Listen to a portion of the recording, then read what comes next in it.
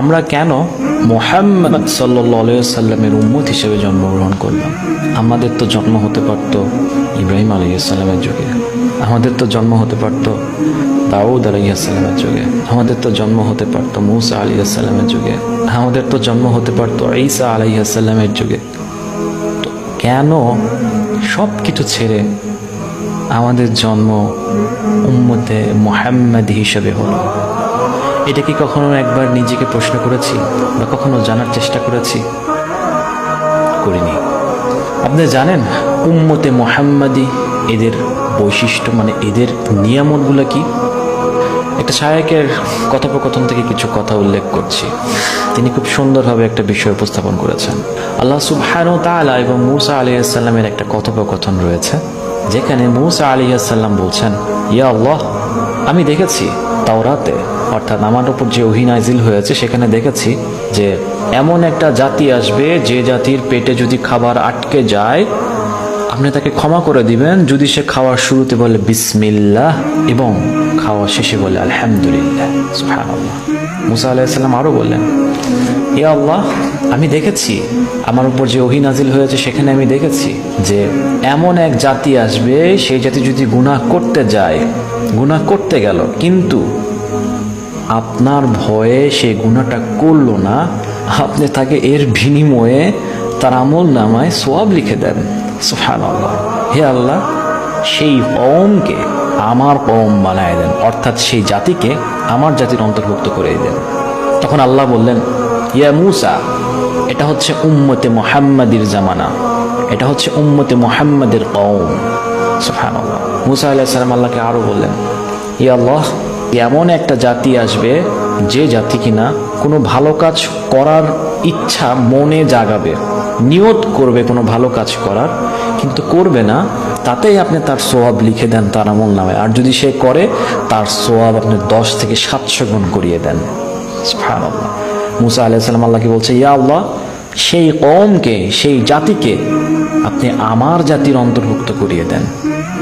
আল্লাহ সুবহানাহু ওয়া তাআলা কি বলছে জানেন? ইয়া মূসা, এটা হচ্ছে উম্মতে মুহাম্মাদের কওম। সুবহানাল্লাহ। মূসা আলাইহিস সালাম তখন আল্লাহকে বলছে, ইয়া আল্লাহ, আমাকে আপনি মুহাম্মাদের কওমের অন্তর্ভুক্ত করুন। সাল্লাল্লাহু আলাইহি ওয়াসাল্লাম। সুবহানাল্লাহ।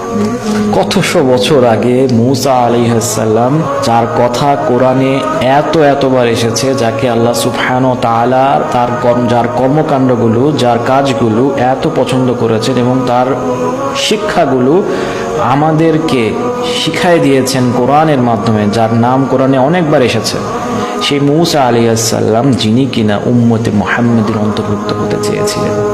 সুবহানাল্লাহ। তো আল্লাহ সুবহানাহু ওয়া তাআলা উম্মতে মুহাম্মাদিকে এত সম্মানিত করেছেন যেটা আমরা এই মূসা আলাইহিস সালাম এবং আল্লাহর কথোপকথন থেকে বুঝতে পারি।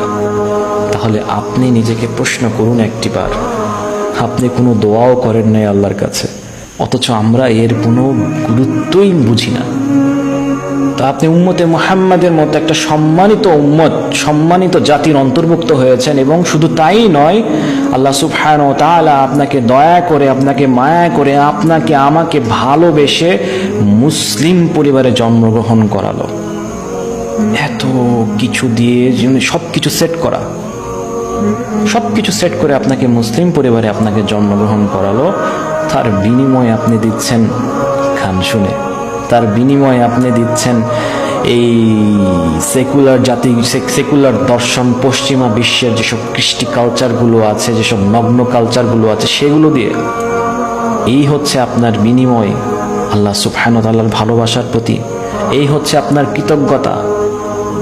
তিনি তো এখনো আপনাকে সকাল হলে আপনার জন্য খাবার রেডি রাখেন, দুপুরবেলা আপনার জন্য খাবার রেডি রাখেন, রাতের বেলা আপনার জন্য খাবার রেডি রাখেন, কারণ তিনি হচ্ছেন রব। তো যেই রব কিনা আপনার গুনাহের কারণে আপনাকে শাস্তি দেয় না, আপনার গুনাহের কারণে আপনার সমস্ত কিছু কেড়ে নেয় না, বরঞ্চ আপনাকে দিনের পর দিন, সুযোগের পর সুযোগ দেয়, অপেক্ষা করে, এত ধৈর্যশীল রব, এত ভালোবাসে যিনি আমাদের, আপনার অপেক্ষা করে যে আমার বান্দা কবে আমার দিকে ফিরে আসবে। আর এত সুযোগ সুবিধা পাওয়ার পরেও আপনি কিভাবে এত অকৃতজ্ঞ হন? প্রশ্ন করুন নিজেকে, কবে আসবেন আপনি আল্লাহর দিকে? আপনার তো দিন ফুরিয়ে যাচ্ছে, টিক টিক টিক টিক ঘড়ির কাঁটা নড়ছে আর আপনার দিন ধীরে ধীরে ফুরিয়ে